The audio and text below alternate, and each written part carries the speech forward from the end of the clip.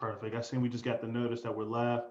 Going to see if I can log on, see if I can find it on your page now so I can just share our live session as well.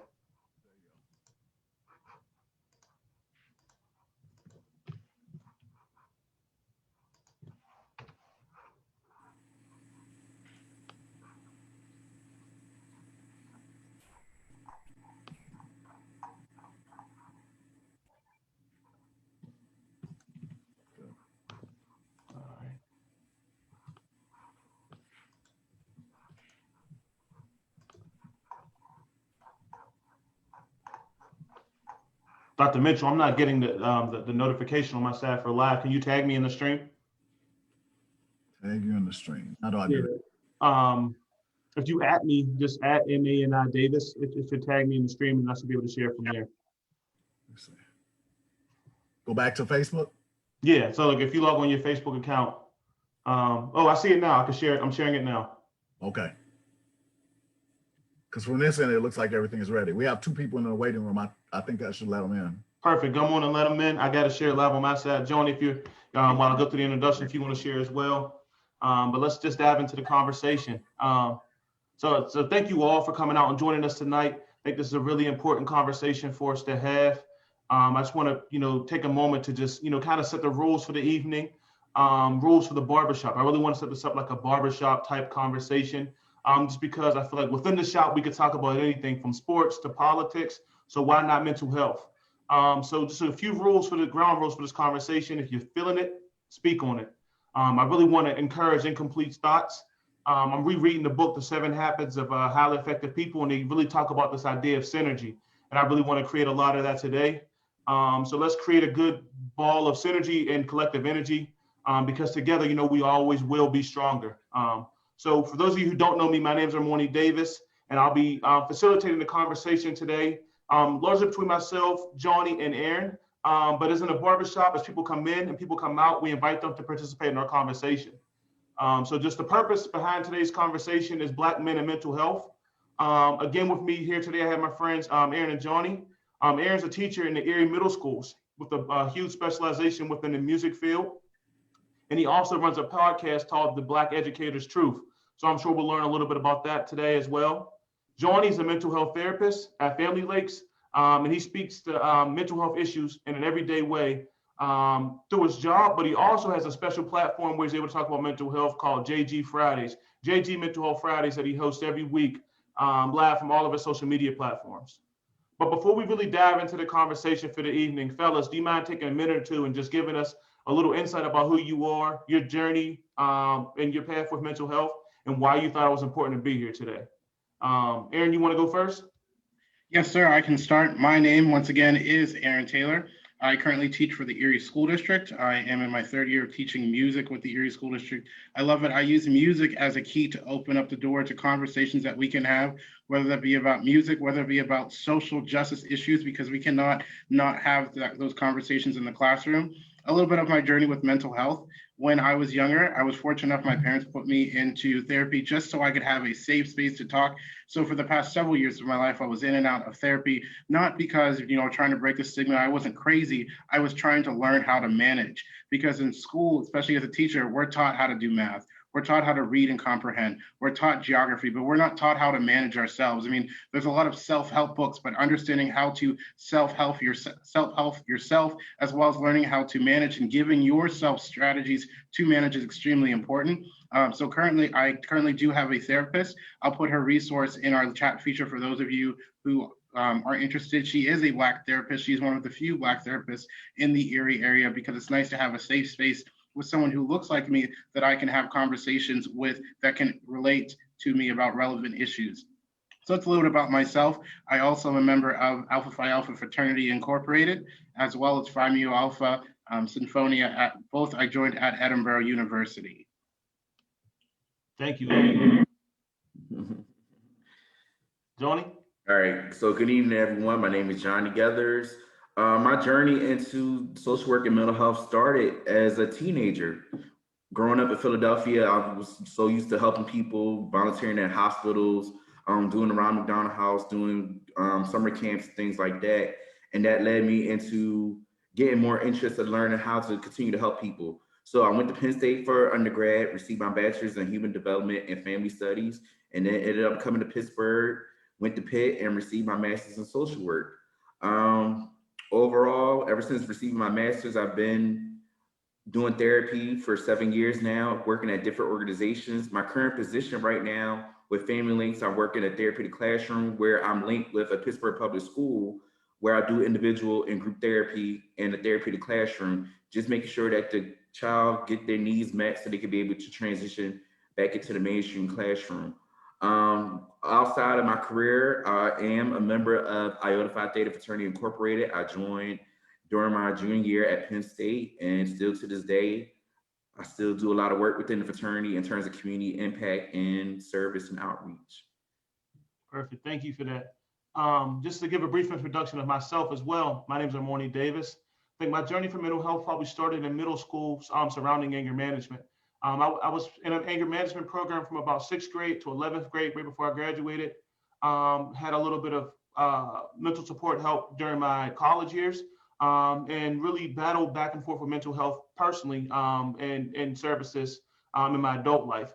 So this conversation today, I expect to be therapeutic for myself as well as a way to express the way I feel and I'm feeling with people who look like me and people who care about my well-being. So I'm really excited to be here, really excited to facilitate this conversation, and just really excited to get a deeper dive into this topic. So I guess my first point of conversation, first thought process is, since 2018, we've seen a lot of increase in the mental health cases for African American males or Black Americans in general. So we've seen about 20% increase in mental health cases for African Americans. But we also know that there's a stigma within our community about receiving mental health services, even though we're diagnosed and we know we need certain levels of treatment. So how did you know when it was time for you to first talk to someone about your mental health journey or really start that process? I'll start it off. Even though I work in the profession, I had noticed that I had needed some, guidance and support. Luckily, within my agency, we are connected with an EAP program. So with an EAP program, we are able to connect with a therapist that we want to see just for our own guidance, and it helped because I went to therapy for 3 different occasions. The first time I went to therapy was in 2017 because I was feeling down and out on myself because I was trying to get over a hurdle of passing my social work license so I could be able to expand and go above and beyond in my career. And I was always putting myself down every time I keep failing the exam, and I was comparing myself to other people, saying like, other colleagues are getting their license and I'm still stuck trying to get over that hurdle. So I went to therapy just to, get that clearing sense saying that, I'm not a failure and things like that. The second time I went to therapy was just to a point where I just wanted to keep myself stable. And this was in early 2019. So at the end of 2018, going into 2019, I suffered 3 seizures. I had 3 seizures in my sleep. And with the 3 seizures, it was due to the fact of sleep deprivation and then just stress and overall, emotions that I was holding in that I wasn't sharing out to people.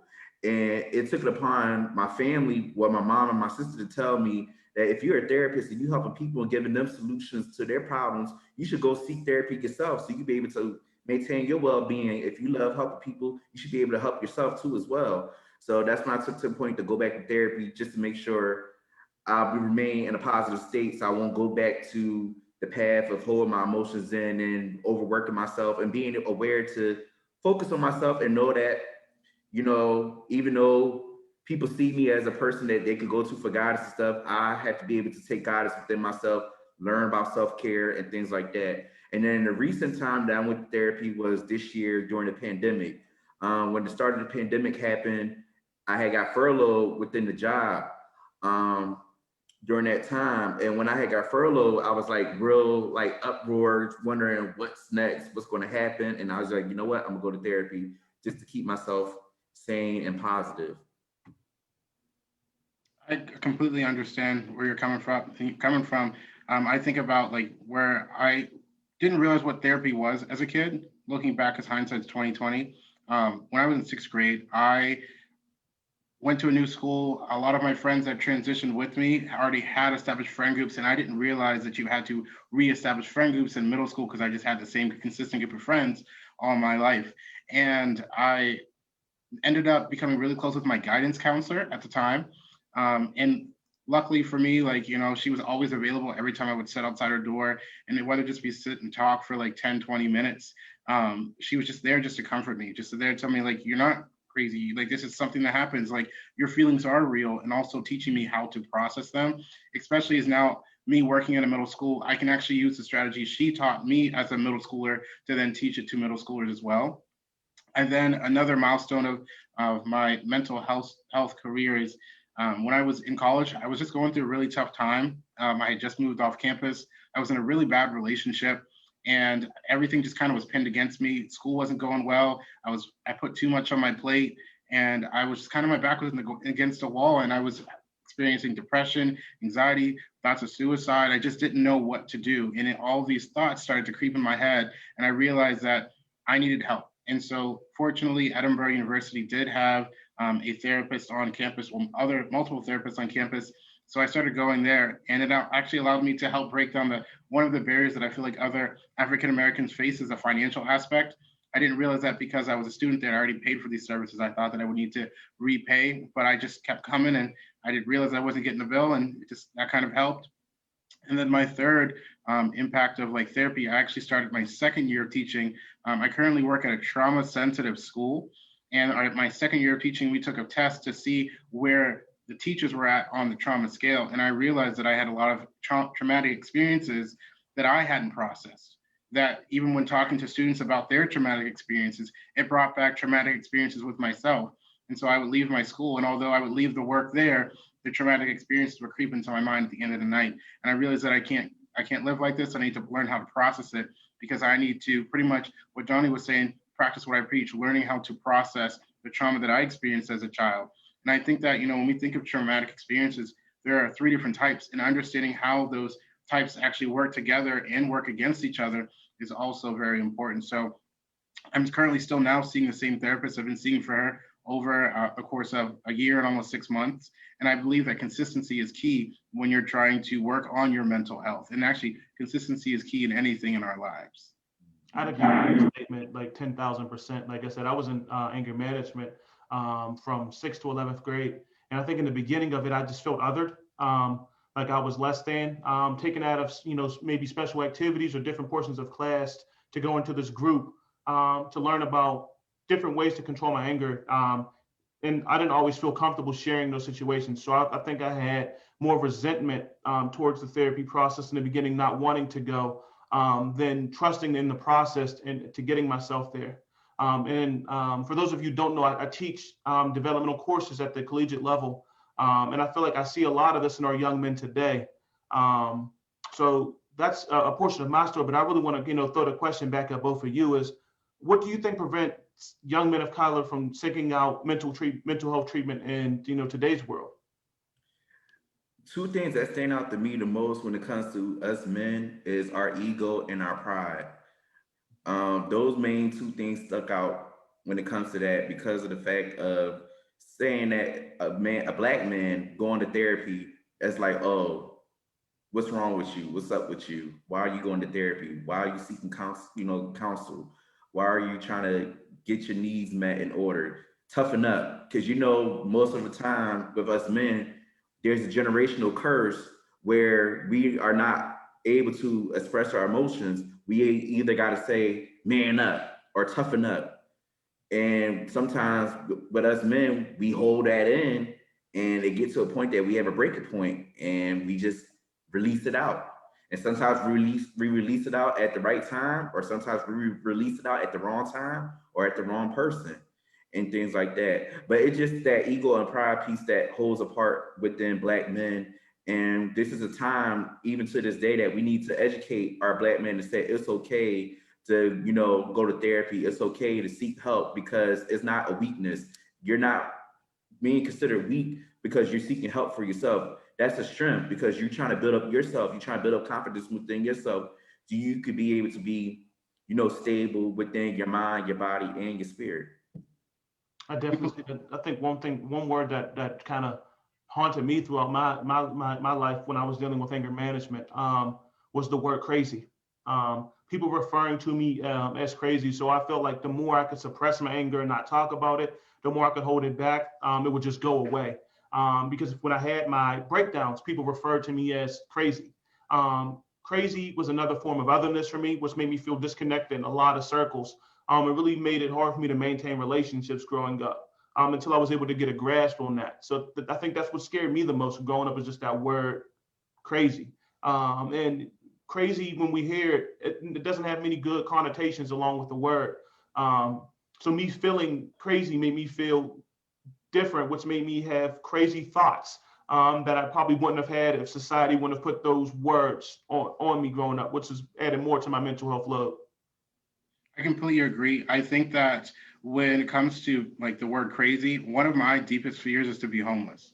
And whenever people are usually homeless people refer to them as crazy. And so in my mind, that's where it always went. It's like, well, I'm never going to go anywhere. And I fell right back down the rabbit hole of self-doubt. I mean, even with some of the stigma that comes with, seeking out help is just the distrust of the healthcare system. I mean, how many times have we seen like, a doctor tell us something, but they're not giving us the full truth, or they're trying not to hurt our feelings. That my as a man, I'm trying to tell you, like, I'd rather you be honest with me than you to try to comfort me, because your honesty has a different type of comfort. You trying to comfort me but not giving me the full blow that I might then need. And I also just think, the lack of culturally competent like providers, I think that that's also like a big bridge. Especially whenever the field of therapists as a whole, it's more of a white predominantly field and a very, very small pool of African Americans or therapists of color for that matter. And when I was doing some of my research, I found a great resource for people. It's called the Black Emotional and Mental Healthy Collective, or BEAM. This is a great way for people to reach out to find a therapist of color in their area. And that's actually one of the ways that I actually ended up finding mine. I really want to keep diving into this topic of systematic barriers in different ways. So, and Johnny, you touched on this conversation point a little bit too. Positioning seeking out mental health treatment as a strength and not a weakness. How do we reposition mental health counseling and as a strength and not necessarily as a weakness? How it's kind of been stigmatized for us. I think what we have to do to change that aspect is just continue to educate, just continue to educate each other, and also being able to share our testimonies to talk about how getting treatment within mental health helped us out and stuff like that. Like this platform right here alone is a way that we're breaking barriers to say that it's okay to get help with what you need. It's okay to talk about your mental health. It's okay to express your emotions. So we just got to continue to educate our people. And the thing is too, in terms of education, we don't have to just educate particular people. We can educate everyone. It starts at home. We can educate our families, because sometimes our families put a barrier on the things that we want to do, and that kind of shut us down to say, okay, I don't want to, go to therapy, or I don't want to seek help because my family already put that connotation saying that whatever stays in the house, whatever happens in the house stays in the house and stuff like that. So it's just a continue like educating people about it and breaking that barrier. I completely agree with that. Just feeding off of that, just breaking down that barrier. I also realized that I think what's really big in the African American community is solving all of your problems in the church. We're going to the church, it provides you a place of peace, but also sometimes you do need someone that understands how the mind works, because the church can help you like soothe your spirit, but a therapist can help you fix your mind. And like at a more in detail level, telling you that, okay, you might be diagnosed with this, but this is how we can work with it. And I think that's a part of breaking that stigma down. Especially just, I know like Dr. Mitchell, he posted in the chat saying that he's a Southern man and they don't talk about mental health in the South, and how once you have that label, it sticks with you. And I think, breaking down the labels of like, all right, I might have ADHD, I might have ADD, but I'm still me as a person.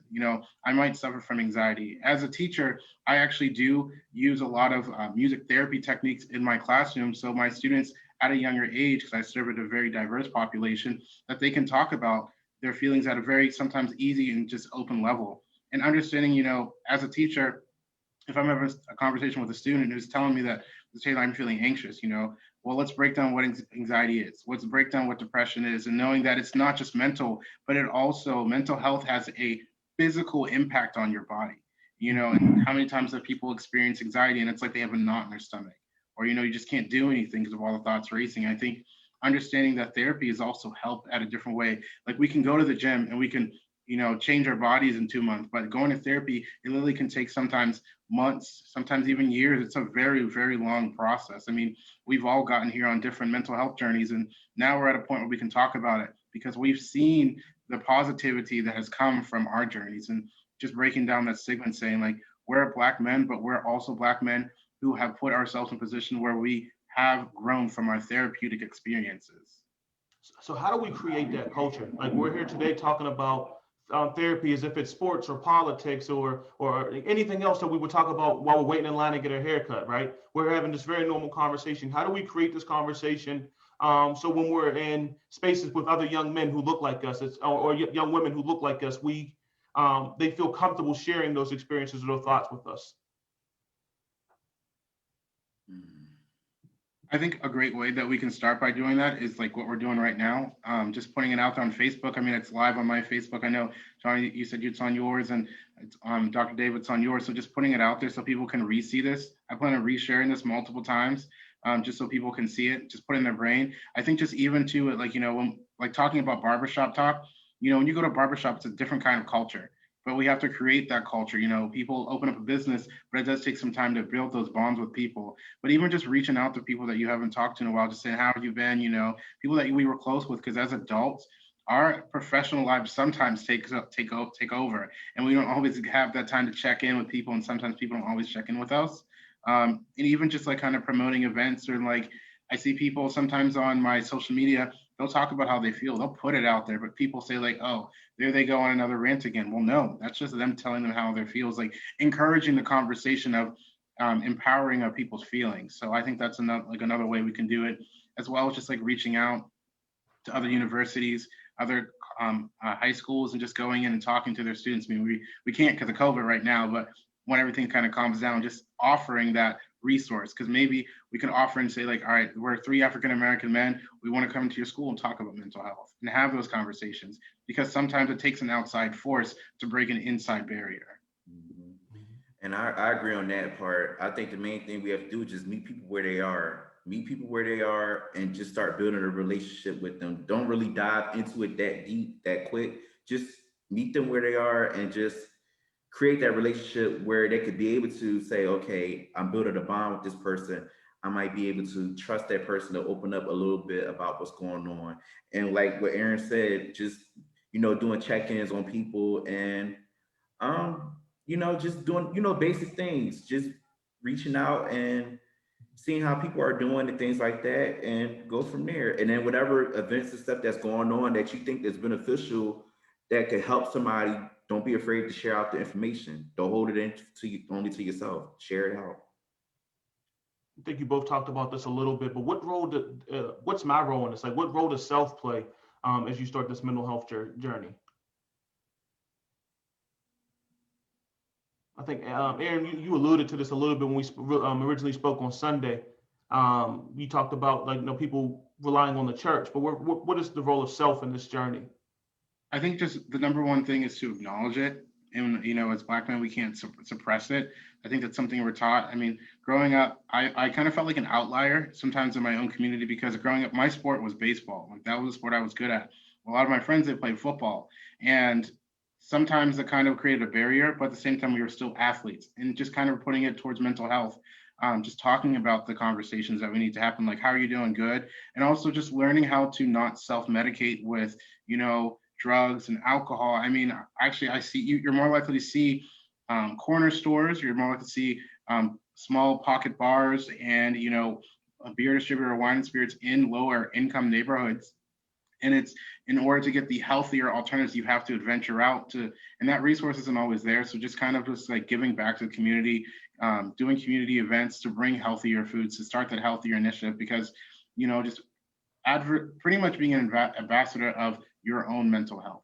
And I think that's also something that we can do too.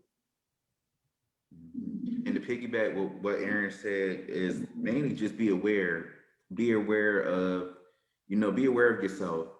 Know what things that are hindering you physically, emotionally, mentally, and be able to address it and process it. Sometimes people quickly nowadays want a quick fix, but sometimes things are not really a quick fix.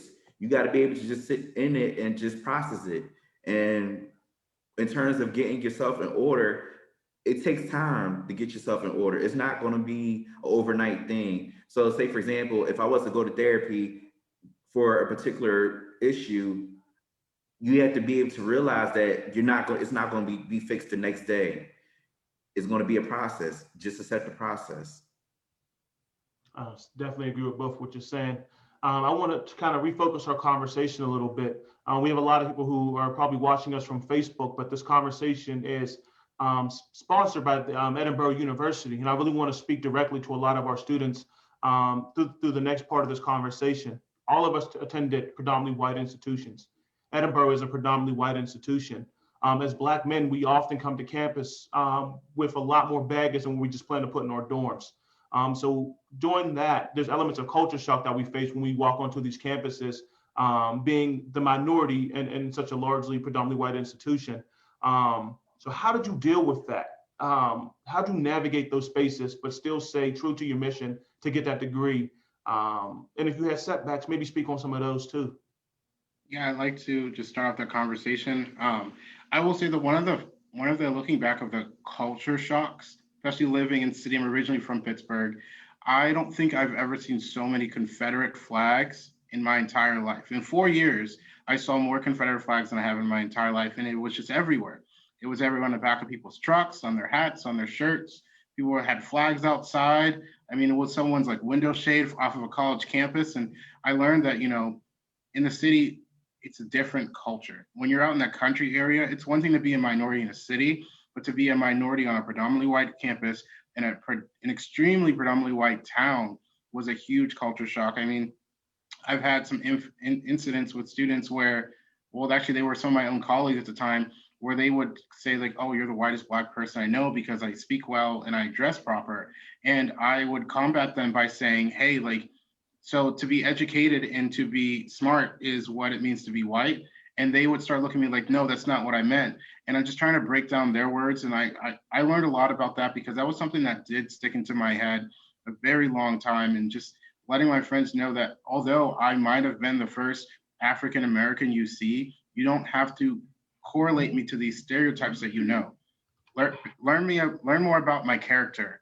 Don't judge me off of my color of my skin. And for some people, that is hard to understand and it is hard to take in, but it's the truth. But I also realize a lot of people from Edinboro came from those surrounding extremely rural areas where on the weekends they would shoot guns. They would, pretty much like have acres and acres and acres of land, and they would make jokes that really weren't culturally friendly. And I actually look back, and at the time, like years ago, I would say like, well, those are my friends, but friends don't treat friends the way that some of the things that people had said. If you're a friend, you're going to care about your friend. As well as I've actually like I have had one run-in with like the Ku Klux Klan in Edinboro, and I didn't realize that something that I read about in a history book was still happening. And the story is, when I was in college, I was driving up and down from Pittsburgh to Edinboro and Ubering, and I was driving back. And when I was driving back, a truck with like a really high elevated truck, because I was normal out in the country, I was driving back and they were flashing their lights in my car, and I saw the Confederate flag on their car. I saw that some of them were wearing the actual Ku Klux Klan hoods in the background. But then I turned my lights off and I pulled off to the side of the road, and I kind of just breathed. I ended up calling a friend, and then I continued to drive back. But I'm not even 20 miles up the road, there was a burning cross, probably maybe 10 miles away, and I saw it from a distance. So even just seeing some of the things like that and looking back, that was an extremely traumatic experience because I thought it was history. I didn't realize it was still happening. And just that moment alone, it took almost a year to actually process and to be okay with. And now I use it as a learning experience to realize that history is still happening, especially with everything being relevant with the Black Lives Matter movement. But getting back to our Edinboro students, that made me more aware and understanding the impact and the importance of the Black Student Union Association, and the different activities that involve students of color on campus. My thing is, it was kind of like my experience was different. So for undergrad, I was at Penn State. Even though at Penn State, we know majority of Penn State students are white. But when I got there, I was able to connect with people, Black people and stuff. And within Penn State, majority of the students at Penn State are either from Philly or from Pittsburgh or from New York. So I was able to connect with those individuals. During my undergrad years, I had joined a student government organization. I was the diversity chair for that organization, and I've been the diversity chair for that organization for 4 years. So I was able to bring like different events that Penn State never saw before when it comes to educating different cultures and things like that, and being aware, having students be aware of different cultures that exist outside of things that people normally will see on a daily basis, or what people normally would see on media and things like that. So I was able to, be able to appreciate that moment of giving those different platforms, of being able to share that different cultures at Penn State. Also, even while I was going there, I already had my mind already set on being aware of your surroundings and things like that, and mainly just focus on what your goal is to get that bachelor's degree. Then coming to Pittsburgh, it kind of was like the same kind of aspect from undergrad, where I just only interacted. Well, I interacted with a lot of people, but mainly I interacted with people within my own kind that had the same goals as me, had the same drive as me, and that keep me grounded and kept me focused to get, my master's.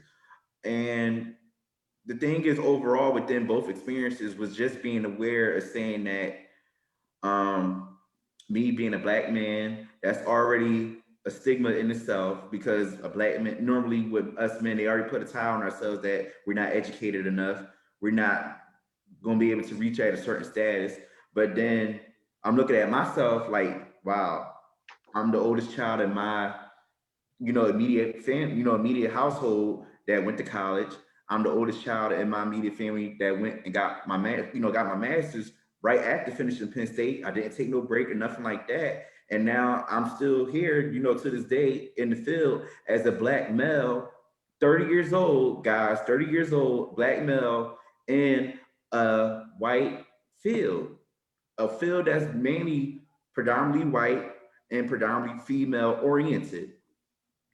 And it just speaks volumes in itself to say that if I can if I can make it through it, that anyone else can. It's just that you have to have that drive and have that notion to just push forward, and don't let nothing hinder you for what you're trying to get to in life. I completely agree. Just kind of piggy right backing off of that. I mean, I understand. I'm also in a predominantly white dominated field as a teacher, and a predominantly white and female dominated field as a whole. I mean, currently, like, there are less than 8% of teachers of color. So not even African American teachers, but teachers of color as a whole through the nation. And so I understand where you're coming from. I mean, I'm the youngest child of my family. I'm just kind of reminding myself of finding comfort with the Black educators on my campus. I mean, a really big shout out to Dr. Kahan Sablo. He was really a huge aspect of my college career.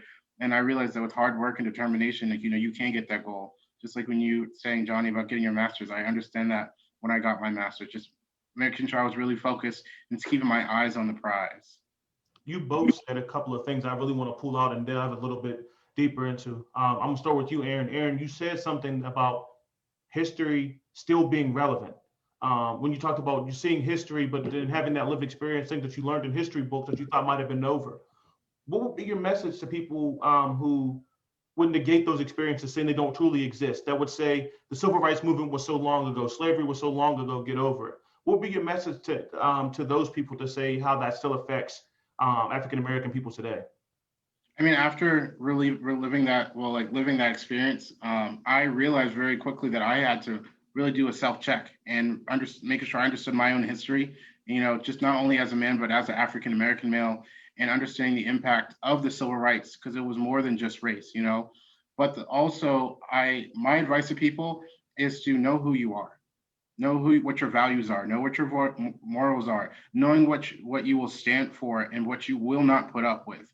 Because I look back and there are some moments in my life where I didn't have a voice to speak up. But now I feel like, as a 26-year-old man, I have that voice. I know what I'll put up with, and I know exactly what I won't put up with, in not just one category, but multitudes of category. And even just, and if for those of you who are listening on our Facebook Live, if you don't know where to start, just write a list down. Like, what will you put up with in a relationship?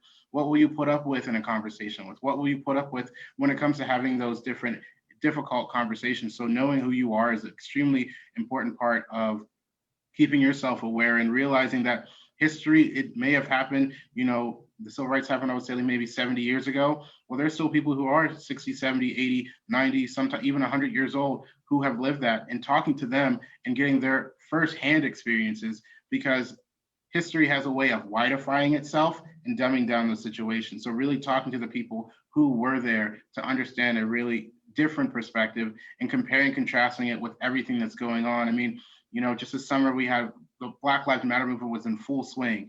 Being out there with the people, still respecting social distance, of course, and wearing your mask, but being out there with the people, understanding the relevance of the movement, because it's not just people gathering. This is an actual national organization that has headquarters all over the world and is a website, understanding the impact. So that's my advice, just knowing who you are, knowing what you will stand for. And Johnnie, you said something that really jumped out to me as well. You said that a lot of people plant this stigma on African Americans that we're less than, that we have to be overly educated to be seen as educated as normal. But you spoke about you're starting your journey at Penn State and being able to create that culture and vibe from yourself. What empowered you, or who empowered you to have that mindset? I think what empowered me to have that mindset is just my background, my family. Like when I went to school and everything, the main thing was focusing on what would my family do if they was in this situation. And as soon as I had that thought about family, that's what made me just, went there. And I kind of think that's where I got my drive from personally, is due to my family. Um, and I appreciate my family when it comes to that, because without them, I wouldn't be where I am today and such. But once I had got, stepped foot on campus, and it got to a point that I was like, wow, I'm in college. I'm in college. I, let's see what I could, see what I could do. Let's see what I could conquer. Let's break barriers. Let's, you know, do things like that, because that's how I always been. I always been a goal-oriented person. Whenever I complete a goal, I say, okay, I mastered this. What's next? What else can I do? What else can I do? Because when my time is up, I want to be to a point to say, wow, I mastered all this based on who I am as an individual, based on what my goals were, what my values are as a man, as a Black man, and as a person that just love to do what they love to do. I think that's the strong overlap between you and Aaron, is saying solidifying your values and knowing who you are as a person. And I have this conversation with like a lot of my freshmen all the time. It's about using your experiences as fuel and not excuses. A lot of people know what it's like to be hungry at night and never want to be hungry again. Aaron shared that he had a fear of being homeless, and that's fuel. Fuel. A lot of people have experienced homelessness and never want to be homeless again. A lot of people have experienced abuse. A lot of people have experienced a lot of different gun violence, domestic violence. We've been experiencing so many different things.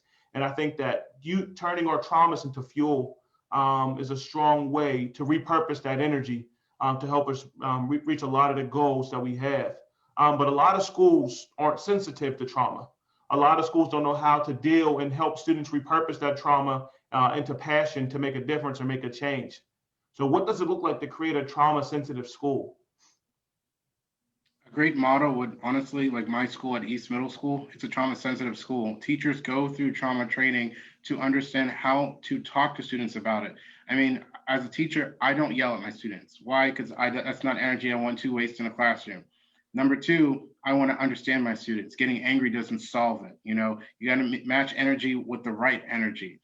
So I think that also teachers learning how to process their own trauma, because sometimes trauma doesn't even have anything to do with something physical. Sometimes it was maybe a person got bullied when they were young and they never got over it. So they might see someone that looks like it in front of them, and they'll treat that person how they got bullied, because hate just feeds down to hate until someone kind of stands up and talks it. And letting the teachers know that trauma doesn't have a color. I think that's also too.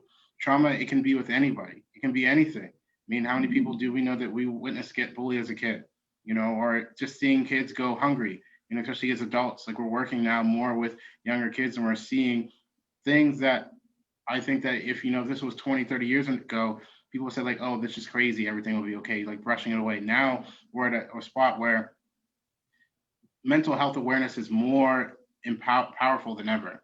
And I think just kind of molding out teachers to be trained. I mean, we're trained to teach a subject. We should be trained to understand how to help students cope with their trauma and understand how to approach them and have those conversations so we can catch students in the right headspace. Yeah, I agree on that. Training is key.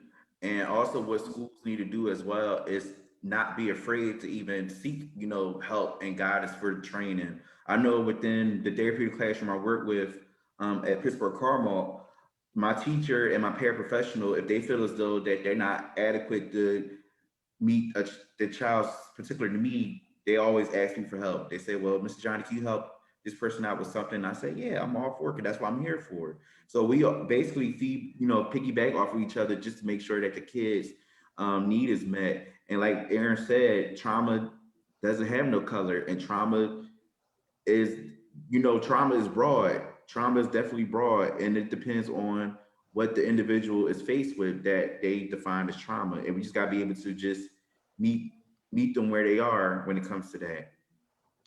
As a student, how can I communicate that with my teacher without giving away things I'm not comfortable sharing? So how do I communicate that what I'm facing I don't need to be disciplined for, but I need to talk to somebody for? I think on that part, when it comes to a teacher, it depends on the relationship that the teacher has with that student. And nowadays, and I say it, kids are smart. Kids already know who their go-tos are or who they do not want to share their information with. Luckily, within the therapeutic classroom I'm at, we don't have that problem because we already built a relationship with every last child, and we treat every last child like they are our own. So they are not afraid to come to us and say, well, this is what's going on at home, or I didn't get enough sleep last night because this happened. I didn't get no food at this particular time. Or if they came to us and like they came like with dirty clothes and stuff like that, we already know to say, okay, this child came in with, filthy and stuff like that. We got extra clothes that we can give to them. So basically it's that relationship aspect that can make a child be more comfortable to be able to like open up and share what's going on.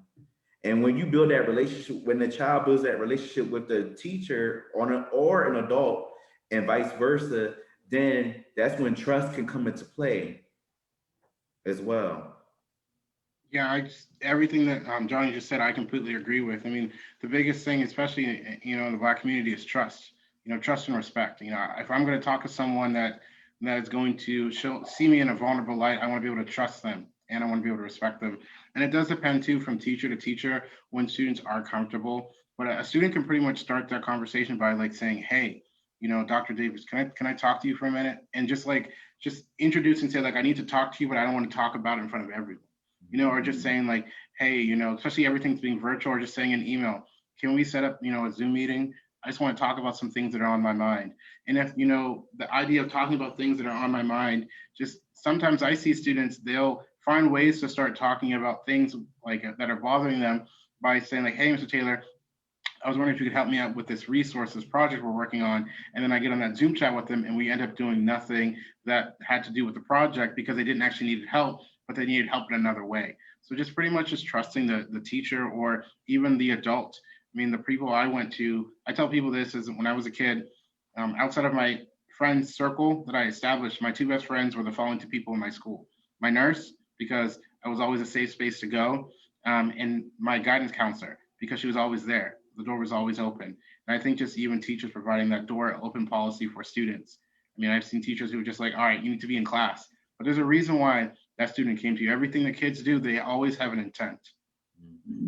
I just want to piggyback off your thought process there, Aaron. I think one of the biggest things that prevented me from ever sharing different aspects of my mental health journey or things that I was going through in life, where people classify them as not a big deal. Hey, I'm really struggling with this. Well, that's not a big deal. But I think what's a big deal is all about perspective.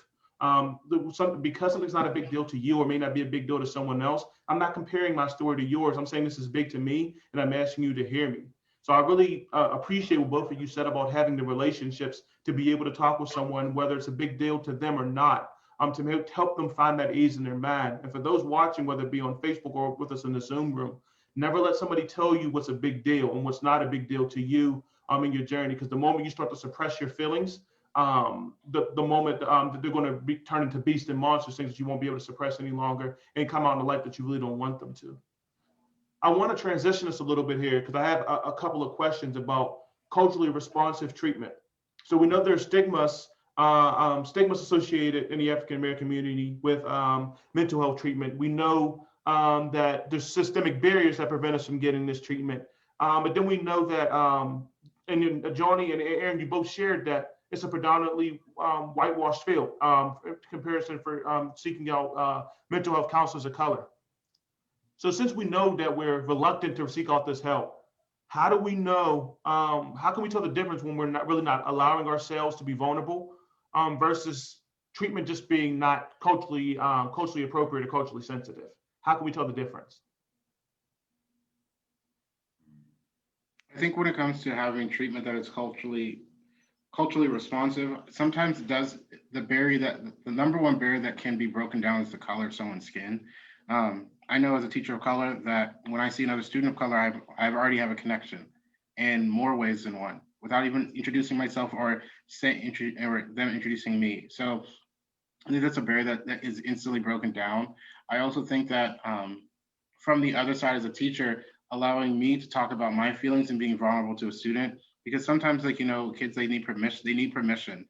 In school, you're taught that if you want to, let's say, if you want to go to the water fountain, you have to raise your hand and get permission. So kids are already taught that they need permission to do things. So just saying as a teacher, well, this is how I feel, and maybe like that's how you can start the conversation. But when it comes to being culturally responsive, I think that a lot of therapists, they might only see it from a certain lens, and they try to draw from their experiences. Where if you're white, and I tell you that one of my best friends who's African American got shot, and I'm dealing with that traumatic experience, we might understand this traumatic experience, but we might not understand why my friend got shot, because he was trying to help protest for like a movement or something. Just things like that, and recognizing that there is a barrier.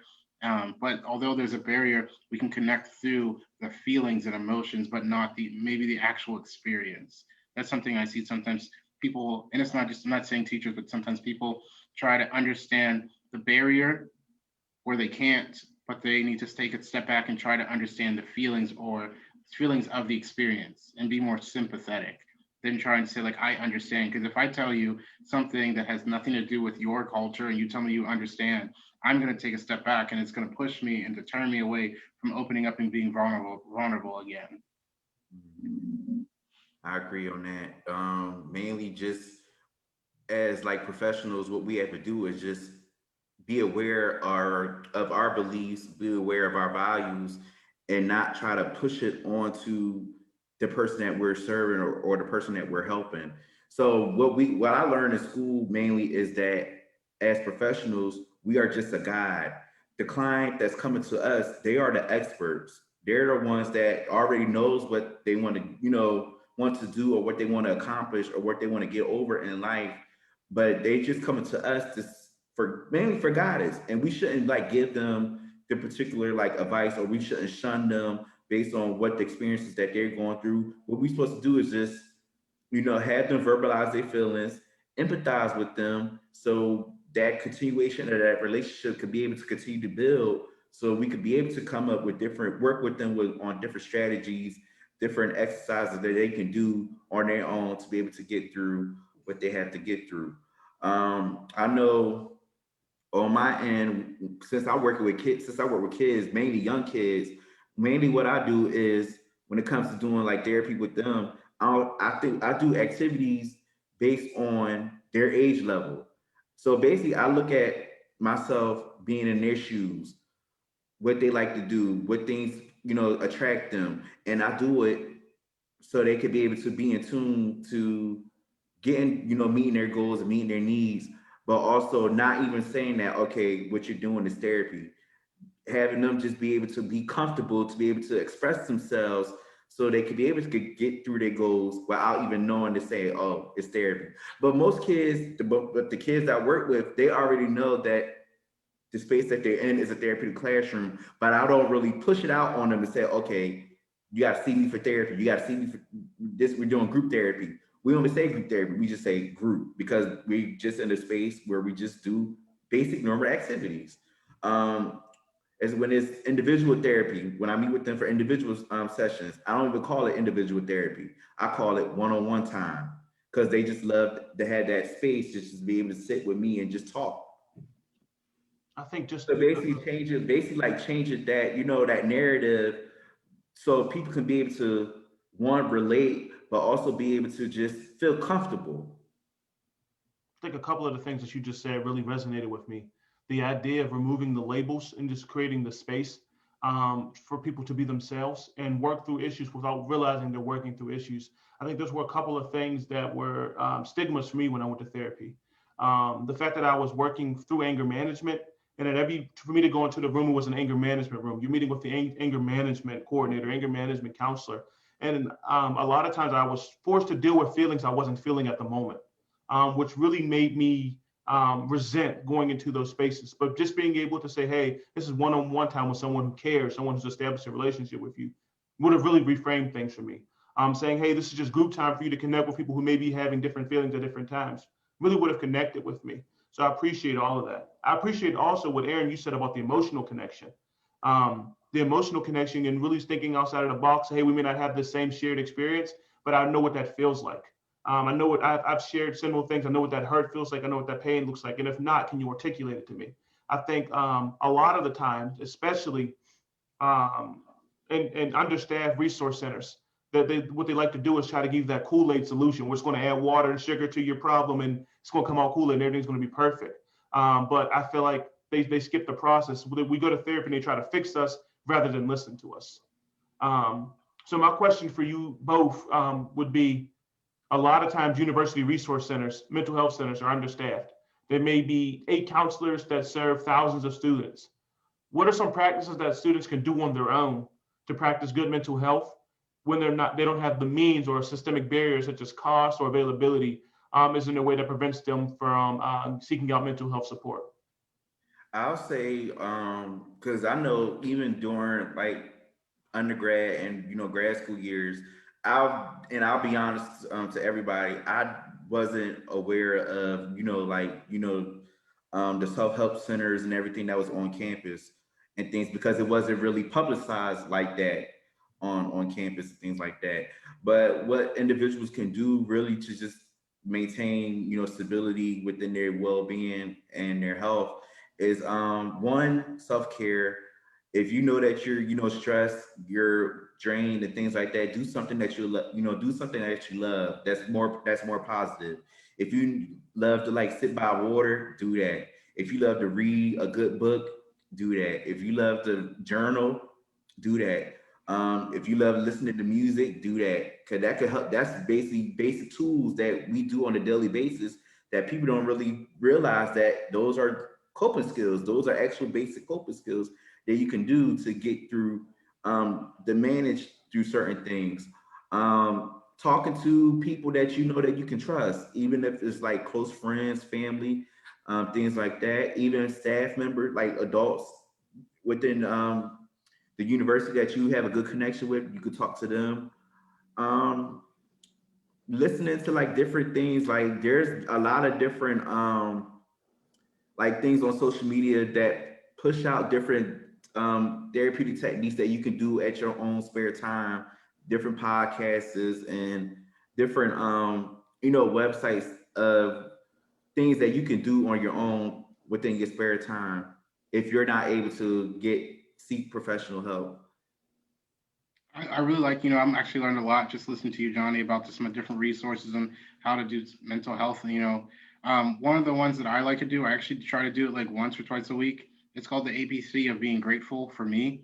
And I go through the alphabet and I find different letters. It actually started with the worksheet that my therapist gave me. I go through the alphabet and I'm like, all right, today was G. I feel grateful. I'm grateful to be happy. I'm grateful to be alive. I'm grateful for the blessings that I have in my life. And like when I was going through my ABCs, it was really hard for me to find Z. And so it forced me to look up positive words for Z. And one of the words that I want to put out there for everyone is zappy. Zappy means to be happy. It means to be energetic. Just even try to find things of positivity because it allowed my mind to go from trying to focus on what I knew to branching out because what I know isn't everything. And that's one thing as a teacher, like we're all lifelong learners, especially anyone in the field in education, you're a lifelong learner. Something else I really like to do, for my personal health is just going on a walk, not really with a destination in mind. I feel like it's people are always forced to go right to the next thing. But if your college is in a loop, just walk around that loop. You don't have to tell yourself that I'm going to stop at the end of the dorm. Just keep walking. I mean, like it's going to sound really cliche, but Forrest Gump in his movie, he just started running. He went from one side of the United States and ended to the other because he just wanted to. And one of the other things I like to do, I like to do light therapy. I do have like smart light bulbs in my home. For those of you who do have that ability, have that access, you don't even need a smart light bulb. Just take a piece of color paper and put it in front of a light bulb. Put a piece of color paper of how you feel. Light therapy helps with color therapy, and even just when we're in such a digital age, it helps break down of always having those white lights in our face. Um, with that being said, another good resource for people to use is just talking to your friends, like what Johnny was saying, having this conversation with people that you can trust, because those people that you can trust, they come from a different perspective, and they can provide you with a different perspective on how you feel. And sometimes, a good friend is going to keep it real with you. They might even recommend saying, like, hey, maybe you should go talk to someone, because it's one thing if we have Bob Smith. I tell him about how I feel. Bob Smith's just someone I just kind of talk to every now and then. But if it's like a good friend that I've known for years and years and years, it's someone that I trust, that I've had in my life for a long time. They're telling me that, hey, maybe you should go talk to someone. It will plant a seed in your head, And I think last but not least, just practicing positive words of affirmation. Like I am great, because although sometimes we say things, do we actually mean them? But with positive affirmations, you might say something that you might have never said to yourself in your entire life. I mean, just start by saying like, I'm a good person. Sometimes in this world, when we're so busy and we're so down on ourselves, we forget to say that like I am a good person. Although right now I'm in a negative or not positive experience, I'm a good person. And then as you keep saying it every day and every day, every day, every day, you'll believe it. And write down those words of affirmation, write down those positive words and put them in a jar. And then that way you can start pulling from them. You say like, all right, today I'm feeling blessed. Today I'm feeling faithful in what the day has to bring. Today I'm feeling optimistic. Just providing yourself with a resource that is free. And it's also like if you like to craft, that's a great way to craft. And even something as simple, if you have like $3, go buy a set of colored pencils and a piece of some paper and just start coloring, just start sketching and see what happens. You don't even have to. You might end up with a new art form that you created. And that's the beauty about being an artist. You're creating something that has never existed, and you're putting it out into existence. So those are my resources I would give to people. We have about 3 minutes left, and we have a couple of guests that were able to join us this evening. And I just want to kind of flip the script and offer them the chance to ask questions to our guests and to myself.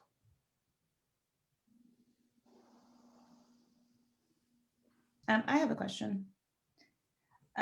So my question is, in what ways can you advocate for your mental health in spaces that still expect you to perform at a high level, despite what may be going on in the world, despite what you may be going through in your personal life? Any of you can answer that. One of the things that I do 3-minute body scans. I'll type the resource for you in the chat. That way you can have it. A 3-minute body scan allows you to figure out where there's tension in your body, because when it comes to stress is also physical. I know that I hold my stress in my shoulders and in my middle back. And so I know that's really specific, but that's how often I do it. I actually did a couple of them today, because when we're forced to always be at our best, we need to take time just to de-stress. And I always remind myself that stress is dessert spelled backwards. just kind of seeing like the positive. So that's something that like I like to do. It's something that's also, it's free. 3 minutes, it seems like a long time when you slow it down. But I mean, it seems like we just started this conversation and it's like over an hour has passed. So I just taking those moments to slow down, doing some internal breathing, breathing exercises allow your heart rate to slow down because I think a lot of people are either wearing a Fitbit or an Apple Watch or they're tracking their heartbeat some way, somehow. And, you look at your watch and it's like, it might be 110. And sometimes just doing some like slow, deep breathing, that takes a couple of seconds to do. Just finding things that may not take up a lot of time of your workday, but give you enough time to make it through the actual workday. So I'll type that resource in the chat for you. A good one, actually, I can suggest too as well, and I do it with the kids. Whenever they feel like they're overwhelmed, there's a quick exercise. It's called engage in the five senses.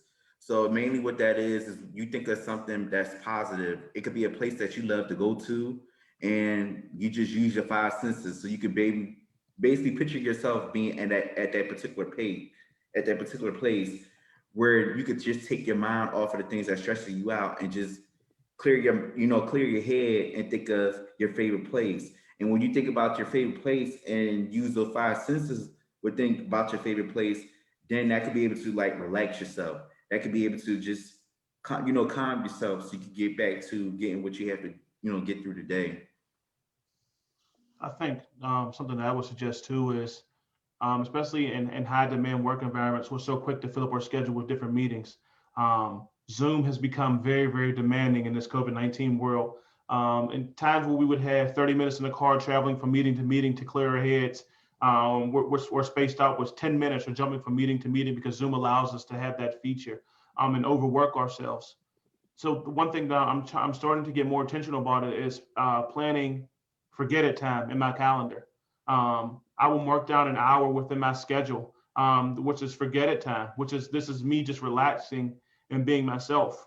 Whether I pick up a video game remote during that time, whether I lay still and do nothing, whether I work on something personal for myself, whether I watch TV. But that's time that I dedicate and carve out for myself because I matter in that situation. The moment that we let our calendar dictate our lives and not us dictate our calendar, we lose a sense of self-control. So my advice to you would be to carve out that time in your calendar for you. And if maybe you can't afford to do it in an hour block, but maybe you take 4 15-minute blocks throughout your day, just to be yourself, and let go of all of it, and don't take your problems with you during that time. It's easier said than done, but with practice will come perfection in that space.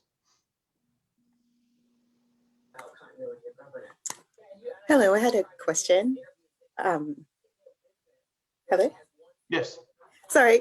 So I wanted to say thank you for sharing your experiences, and this has been very helpful. I had a question about the lack of representation of African-American men in mental health. And as providers, teachers and education, what brought you to do what you do, and how can we encourage more of that? So that, is it a training issue? Just if you could speak to kind of what brought you here, and then how we could encourage more men to be engaged in this area. Thank you. I'll start it off. So mainly what what brought me into the field, it just my experiences growing up, the love of helping people. And it kind of grew more during my undergrad and my graduate career, because it kind of led me to realize what I really have a passion for, which is really working with children and families based on past experiences. And currently, even though quote unquote people say that we're underrepresented, but that's not the case. We are out there. We're out there. It's just that we have to be able to just acknowledge and say that we're out there. So basically putting yourself out there is the thing that we have to do as Black men. It said, yes, I am, a social worker. Yes, I am a therapist. Yes, I am a teacher. Just putting ourselves out there and not being afraid to share, like I said before, not being afraid to share your information. And also be able to motivate, men, and motivate individuals that are under us that kind of wants to, go follow our footsteps, and not be afraid to say, if you want to follow our footsteps, don't be afraid to, ask us for guidance and things like that, because we could guide you to carry you out to what you want to do. Just kind of feeding right off of that. One of the reasons why I became a teacher is because I started helping and doing mentorship, like at a Saturday music program in Pittsburgh called, it's through Kappa's middle school, Kappa's high school for the Centers for the Musically Talented. And I found right away I just liked helping people. And I like the fact that I got to use music as that aspect. Part of me wanted to go down to the music performance route. My specialty is in jazz and in gospel, but I wanted to still give back into the classroom. And so I ended up falling down the education route, and now I still do perform, but I like the fact that I'm on the front lines and I feel like I'm making a bigger impact. And education, like being a teacher, is just such a rewarding career. I mean, no one, like I've only had one person advertise me to say, you should be a teacher. And it actually was my private lesson instructor, Mr. Carl Jackson, who was also a teacher of color himself, saying this is a good career to go down. And I'm really glad that he told that to me, because it allowed me to pick the right school, and then I got put on the right path. And like now especially with teaching the pandemic, like this school year has just allowed me to find more reasons why I want to stay. I think that everyone talks about how 2020 is such a bad year, but it's 2020 year of new perspective. And teaching has just been something that's always been there. Even when I was in college, just being active, helping out with study tables, getting some of my fraternity brothers together and just studying and making sure all of our grades were right. And then just finding that love throughout the courses of my life, and seeing that it was a seed that was planted, and I've just been watering it. And here I am now as a teacher, and I'm only my third year, but I still have so much more to go and so much more to learn, and letting my students know that I'm a teacher of color, but this is a good career to have. This is a great career to have. It's a rewarding career. I think that, especially teachers, we're told all the stigma about teaching. It's like, you won't make enough money, you won't have a cost of living. It's like, everything I'm doing I love.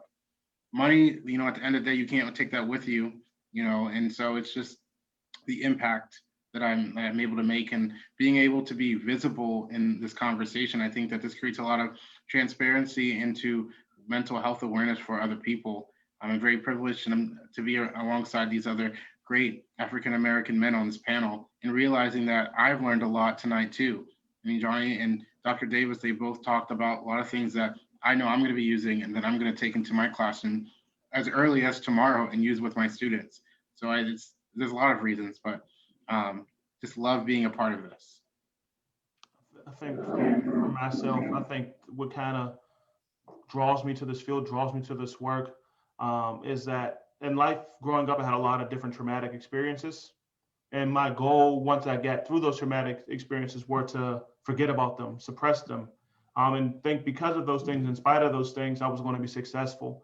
Not realizing throughout my life that it was because of those things that what was going to make me successful, my ability to respond to those life's experiences and move forward. But for a long portion of my life, I really feel like I suppressed them. I didn't want to talk about them. And then I got into a space where I started working with the Black Male Leadership Development Institute in Pittsburgh, and talking and mentoring and connecting with a lot of those young men, and learning that my story wasn't unique, and that a lot of people were going through what I went through, or was going through what I was currently going through. And that it became very selfish to me. I felt very selfish holding back my story in that space when I could help someone get through a tough situation for their time. So I think my work experience, my experience with those young men, is what really drew me to this field, drew me to want to make a difference in that space, and then really draws me to the power of storytelling. And I think through storytelling, through shared experiences, we create a stronger collective. And if I can help someone get through another day, then it's all worth it for me. I think to get more people into this space, we have to be willing to openly share and tell our stories without censoring them for the beauty in the story, but recognizing the beauty within our struggle. And I think that the faster and the more transparent we can be in that process, telling where we bumped our heads, the more realistic it will become for more African-American men to come into this field and do this kind of work.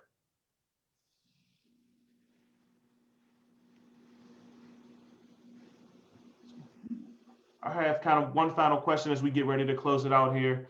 I'm going to share my screen because I have a contact resource sheet for all the presenters for the evening, but I also have a kind of resource page that we put together over the last few days. So before I ask this final question, I'm going to go ahead and share my screen. Can we all see that? All see this thing? So this is the contact information for our presenters today. But my final question is, what advice would you give someone who's starting their mental health journey now? And what advice would you give someone who started their journey but hasn't returned, who's thinking about getting back into it? I'll say for a person that's starting their mental health journey, I'll say the main thing is to, um, you know, give themselves a pat on the back. Just give themselves a way of encouragement, saying that you took the effort to say that you want to get, seek services. You took the effort to say that you want to seek help. For a person that is trying to get back and return into it, the main thing I should say is just to be able to understand that the process is not the same for everybody. Everyone's process is different. Everyone's issues is, even though some issues that we deal with are the same, but certain processes that we have to deal with to conquer it is different. So not everyone's process is the same when it comes to treatment. And that's all I have. I would also just kind of like to piggyback on that, and I would just start by saying that how you feel, it's okay.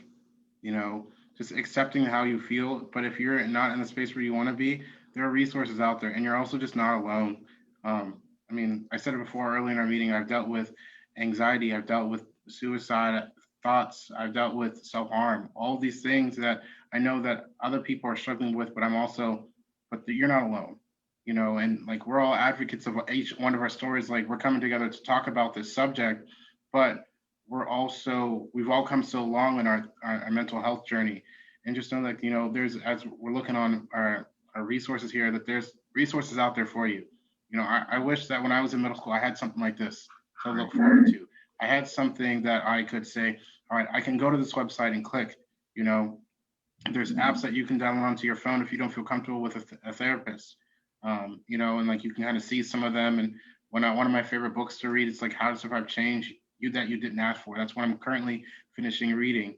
And just knowing that it's okay and that it's a journey. It's a long journey. There's not an end date, but it's all about commitment to understanding how you feel, commitment to the process of therapy, and commitment to the journey of being better of yourself and understanding how to manage your feelings. And that, this too, it shall pass. At this moment, I really just want to thank everybody for taking the time to join us tonight to participate in this conversation. A huge thank you for Dr. Mitchell for giving us the playing field to even be able to showcase and broadcast this conversation to people who really need to hear it. And a big thank you for our guests, Mrs. Jennings and Mrs. Reed, for joining us this evening. And just a huge moment of gratitude I really want to express to Johnnie, both you and Aaron, for taking the time out to really have this conversation this evening. I learned a lot myself, and I'm positive everybody who watches this presentation will learn a lot moving forward. This is a conversation that's important for us to have, a conversation that I think that we need to continue to have and not isolate it all into one space. So let's continue to take these conversations and push them into our communities, because together we're all going to be stronger. And the faster this is normalized, the faster we'll start the healing process. I just want to say, Dr. Davis, Dr. Mitchell, thank you for being invited on to this panel to speak tonight.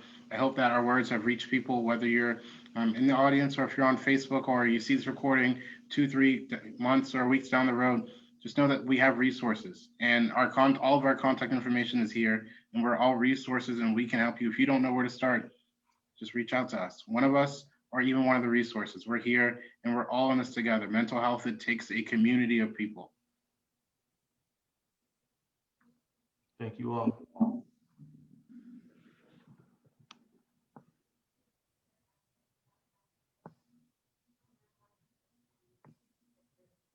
Work, all of you. Thank you so much for joining us this evening. You guys, this is one of the diversity dialogue series. We have several going on at Edinboro University. We haven't had one that's addressed male mental health. This was an important discussion, and we picked three very important men to help us with this discussion. You guys did a wonderful job. Thank you so much. I'm going to end the video now. The video will be available on some websites around Edinboro. But if you don't have it, please look to the contact information that was on the screen. Thank you all so much. Thank you.